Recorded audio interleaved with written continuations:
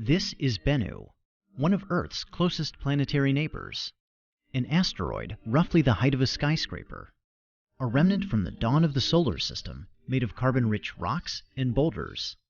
And since late 2018, the place that NASA's OSIRIS-REx mission has called home. When OSIRIS-REx arrived, it began wrapping Bennu in a complex web of observations, starting with a preliminary survey of its size, shape, mass, and spin.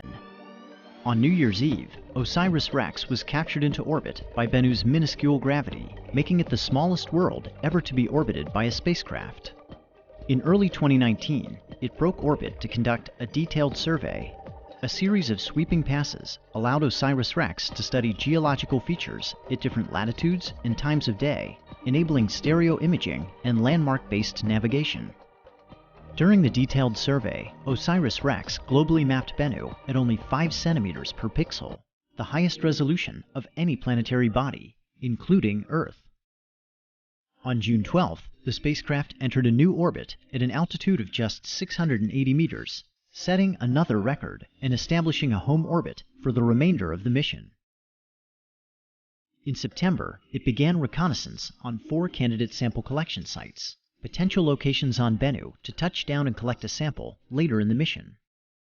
OSIRIS-REx concluded its first year at Bennu back in orbit, circling the asteroid's terminator, or boundary between day and night.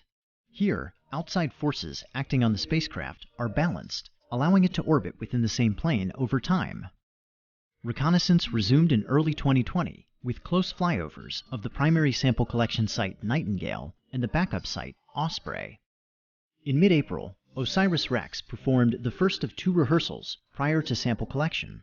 It navigated to a predetermined checkpoint about 125 meters above Bennu, then descended to within 65 meters before backing away.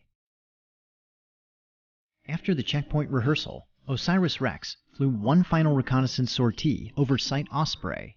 Then it made a series of high-altitude maneuvers while rebooting its onboard processor and preparing for its second rehearsal of the sample collection event. On August 11th, OSIRIS-REx departed its home orbit and made a 4-hour traverse to Bennu's northern hemisphere, retracing its earlier path.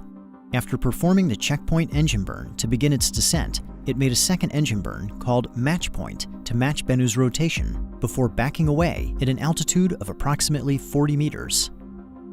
Now, the most crucial moment of the mission had arrived. On October 20th, 2020, at approximately 11:30 a.m. Mountain Time, the spacecraft departed orbit. A few hours before, mission controllers on Earth had sent the commands for the touch-and-go sample collection maneuver, or TAG.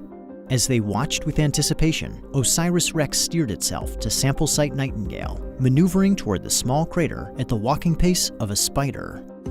At 4:11 p.m., the mission received confirmation. OSIRIS-REx had touched down and collected its sample. Following TAG, the spacecraft drifted to a safe distance away from Bennu. By the end of October, mission controllers determined that it had exceeded its goal of collecting 60 grams of asteroid material. They directed it to stow the sample in preparation for return to Earth. Before departing Bennu, OSIRIS-REx was given one final task. On April 7th, it flew over Site Nightingale to observe how the sample collection event had changed the surface. And with that, OSIRIS-REx had recorded its mark on Bennu and spun the last strand of its web.